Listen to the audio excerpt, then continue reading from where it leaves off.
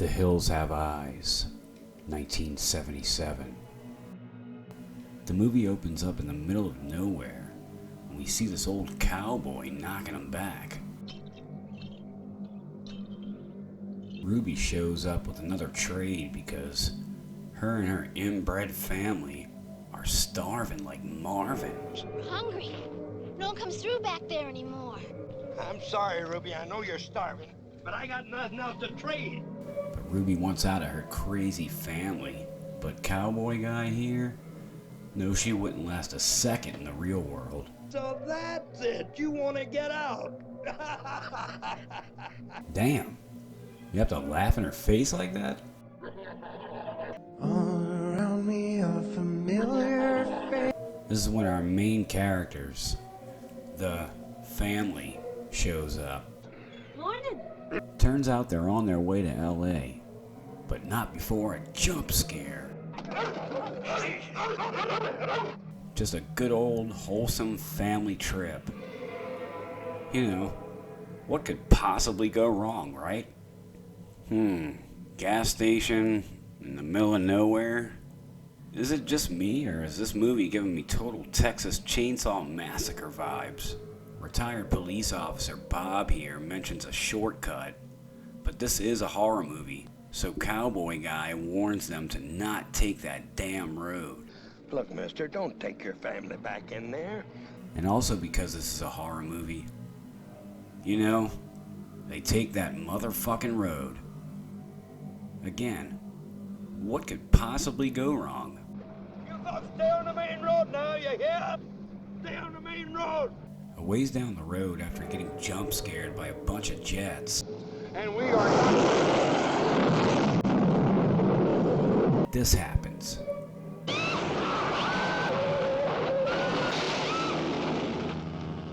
Well, I guess that's what could go wrong. It seems that the hills have eyes, and they're totally watching the unsuspecting family. Bob figures he'd better set out on foot to get some help. And for some reason, he has a flannel on in the middle of the desert? The fuck? He loads up the howitzer and heads out. Sweetheart, I'll get there about sundown. The old guy's there, I'll borrow his pickup. If he's not there, I'll borrow his phone. And Doug also decides to do the horror movie shuffle and heads out as well. Hello, Tom. They stuck good. Easy pickings now. But Holly and Beauty, the family dog, sense something wicked amidst the cryptic hills.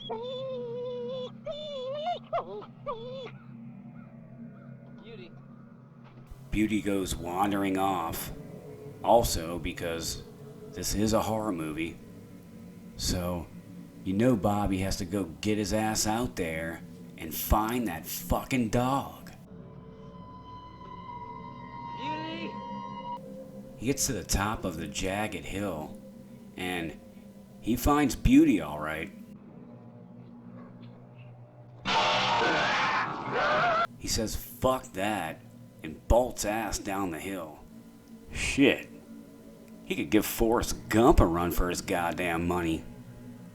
I mean, shit. He was fucking getting it, son.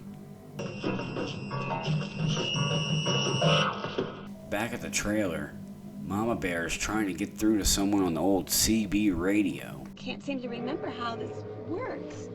But no luck. Well, until someone does answer. What the hell was that?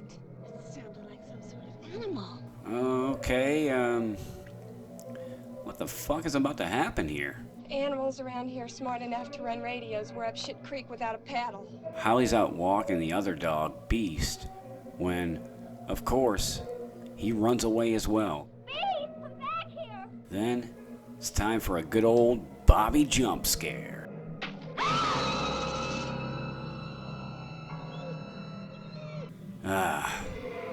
Gets me every time. What happened?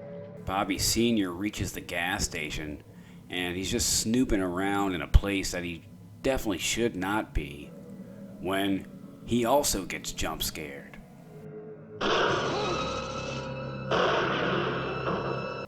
Oh, never mind.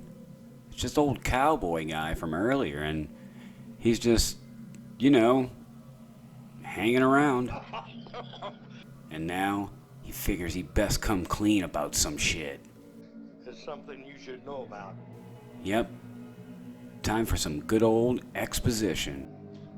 Me and my wife, Martha, had a little baby girl so pretty and good we couldn't believe. And another kid on the way. But when Martha had this one, something went wrong. And more exposition.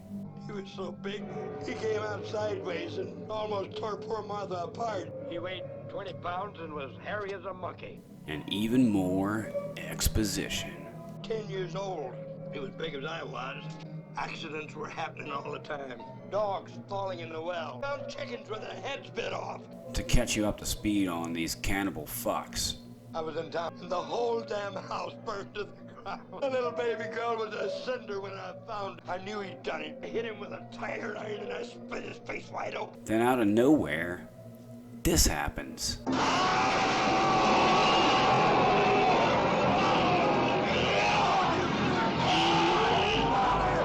You knew just a little bit too much, you old cowboy son of a bitch. Well, I guess you ain't going anywhere after all, are you, buddy? Bob decides it's finally time to get the fuck out of there, but is just being stalked by an unseen foe somewhere in the darkness.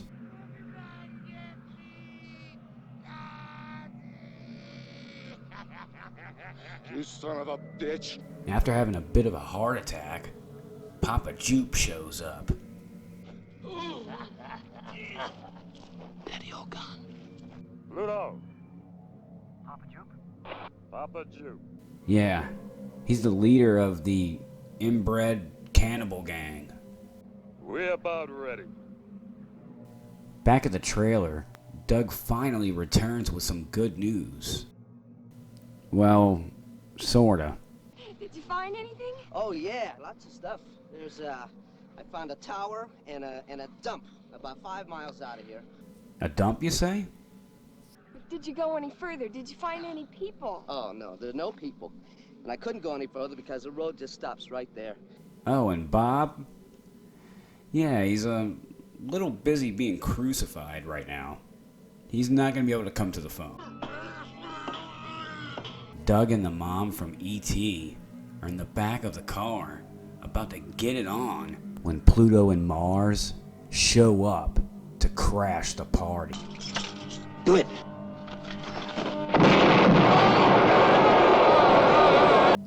An explosion goes off, and this is when we find out that said explosion was Bob, and he's now burning to death. Damn, that's some dark shit right there. Mars does his best Ozzy Osbourne impression, and then he shuts Pluto out of the back room so he can do some horrific shit. You wait till you get to be a man. This sends Pluto into a rage, and he has a total dish-smashing meltdown in the meantime. You know, breaking shit. Then, if what he did to Holly wasn't fucked up enough, he then shoots the 2 other women. Yeah, brutal as fuck. They were not afraid to go anywhere with this film. Shit. The fiends take the baby, and after threatening to come back later for Holly, I come back for you later, girlie. disappear into the darkness of the night. Wow, that was fucking too dark, man. Pluto and Mars call Mercury, the lookout, to check in and tell him of the food they got. You know, the baby? Jesus. When Beast comes out of nowhere and pushes that peanut brain fuck right off of a cliff. Well, there's one for the good guys. I thought I heard something. Rocks falling. Got rocks in your head, asshole. Back at the inbred camp, Papa Jupe is telling the crispy corpse of Bob Sr. the fuck off. I'm gonna watch your goddamn car rush down. Yes, I will! Yeah, you tell that burnt up corpse son of a bitch. I'm in! You're out! Fine. Yeah, Papa. Bobby finally gets a hold of someone on the radio, but it's not who he expected. Just stand on your heads with your thumbs up your ass. Oh, Bobby. Help is not coming, so it's time to fight the fuck back. Well, if you've got any bright ideas, girl, just sing right out. Meanwhile, Beast is tearing Pluto a new asshole.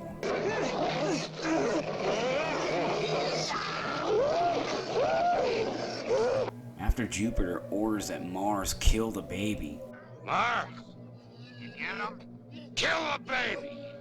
Ruby hauls ass with the baby the fuck out of there. She hands the baby off to Doug, and then they both take off. It's round 2 for Beast and Pluto, and the dog has the upper hand on the human. Yeah, I know. Huh?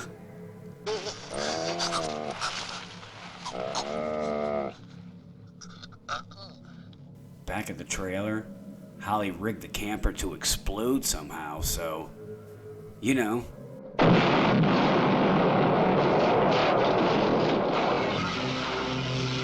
You can't keep a good guy down, or an inbred cannibal, and Jupiter comes back for one final scare. But that doesn't go too well for him, though. Like, at all, in the slightest.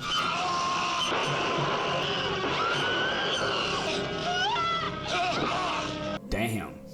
Double team that motherfucker. Mars chases Doug into a dead end when his one and only plot device kicks in. You know, his kryptonite. Yes, his fear of fucking snakes. Right where they breathe, boy. Then, the final battle is on. They roll around on the ground in good old movie fighting fashion, and just as Mars is about to stab the fuck out of Doug, this happens.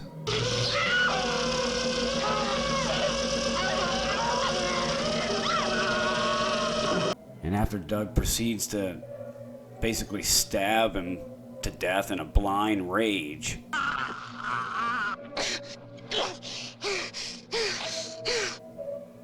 the movie ends. Now that was badass right there. That's The Hills Have Eyes, folks. This is definitely a classic horror flick. Shit, a classic Wes Craven horror flick. And I highly recommend that you guys scope this one out. It's definitely a sight to behold. So next time you're thinking about venturing off down some dirt road in the desert, don't do it. But definitely check out Wes Craven's The Hills Have Eyes. It's a cannibalistic time.